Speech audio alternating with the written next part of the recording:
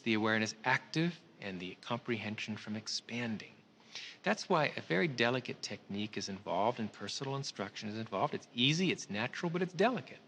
And it's easy to lose it, and I'm afraid it has been lost completely. It's being revitalized again and again throughout history. Of course, Maharshi's own life is dedicated to teaching as many people as possible how to transcend and regain that experience. But unfortunately, we have a society with a certain momentum. We have generations of teachers who've gone to teachers' education or members of teachers' unions that don't always support educational innovation. So it may take a generation, unfortunately, it may take a generation. Now that simple techniques, universal, non-sectarian, scientifically verified techniques exist to gain enlightenment, it still may take a generation before these life-saving technologies to develop consciousness are reintroduced into education. You said non-sectarian.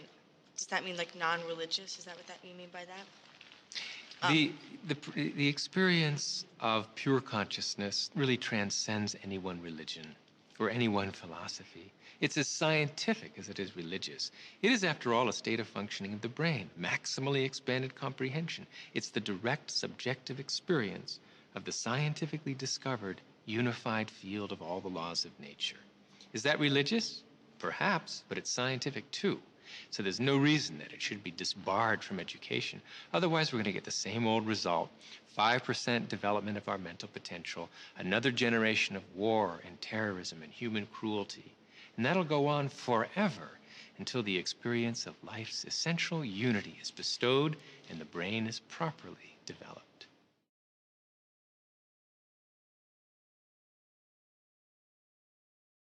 You know, we talked to Jeffrey Satinover and Hameroff, and I think maybe one other physicist said the same thing, that because you talk a lot about the observer, and they sort of said that that whole concept of the observer was a mistake and it's been fixed and it doesn't really mean anything now.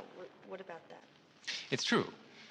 There's a deeper level of perspective in which the observer does not yet exist, not separate from the observed. The reality of life today is all unity, unified field which unites observer and observed in one indivisible wholeness. Scientifically, we call it quantum measurement theory, and the ultimate inseparability of the observer from the observed. In the language and science of consciousness, we call it the unity of knower and known in the indivisible structure of pure knowledge, the experience of oneself, the Atman.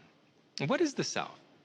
The self, consciousness, our very subjectivity, is that one thing in our life that has never changed.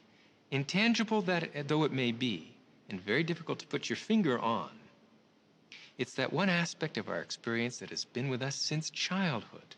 Although our beliefs have changed, our friends have changed, our bodies have changed, typically for the worse, that one thing that gives that continuity to our experience day by day, that's our consciousness. It's our subjectivity. It's the Atman, the self. And that self, which is the same for you as for me, ultimately, is this unified field discovered by science, which is essentially the creator of the universe. That is our authority. That's our dignity. If we only knew ourself and how precious it was, we would rush to experience higher states of consciousness where that experience of our unbounded subjectivity is never lost, even during the depths of sleep.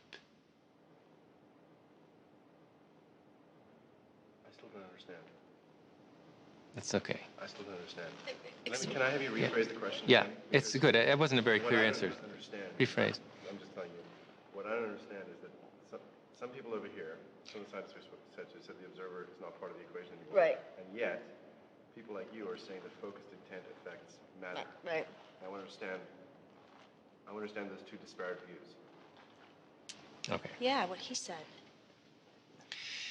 There are different truths because our universe is hierarchically structured in layers. The atomic has its own truth. The nuclear world has its own completely different truth. And they're both valid. They're both self-consistent. So there's the truth of diversity, where observer and observed are separately identifiable systems. And there's the deeper truth of unity, in which there is no separation between the observer and the observed. So we can talk about life at all levels. Each level is valid, But the deepest level in this scientific age is the level of unity. What has to be very clear about this, it's a concept most people don't get quite, and it's very important. You can drag me across the floor by my arm. You can drag me across the floor by my atoms, or by my nuclei, or by my cells. It all has the same effect. I get dragged across the floor. These are simply different levels of the description of the one reality that is me. So it's legitimate for us to talk about a world of diversity. We see such a world, after all. But it's even more legitimate for us also to talk about the world of unity, the ultimate scientific truth of life. So we get tripped up in semantics if we say that unity alone exists, but there's no such thing as diversity, or that diversity alone exists, there's no such thing as unity. They're both true. They're just different levels of description of the same reality. So, you talk about me and you are one, but we're also separate. Those are just different levels. Different levels. On the physical level, you and I are separate. You're much better looking than I am, more attractive in virtually every way. But at deeper levels, we have a common source. And that is the unified field, the scientifically discovered unified field that is the source of you and the source of me, the source of gravity, the source of electromagnetism, the source of quarks, the source of leptons. Everything in the universe has a common source. So if we look at things at the deepest possible level, we ultimately discover one unified universal reality, of which you're a wave, of which I am a wave. We're all just the different vibrational frequencies, the natural reverberant frequencies of this one universal unified field. Our whole universe is just a symphony. The various, harmonics and fundamentals and overtones of one universal field, one universal ocean of consciousness in motion. So let me ask this. I'm just trying to understand all this stuff. So does that place come from the Planck scale? Or is it... Yes. Wow, really? Yes. I totally understand it for the first time. Oh my God, I'm so excited. The Planck scale is that small distance scale, 10 million times smaller than the atomic nucleus, where all the forces come together, where all the particles come together as one, where you and I come together as one reality, where distance, where causality no longer exists, and there's one unified, indivisible wholeness, which is the unity of consciousness, the unified field of all the laws of nature.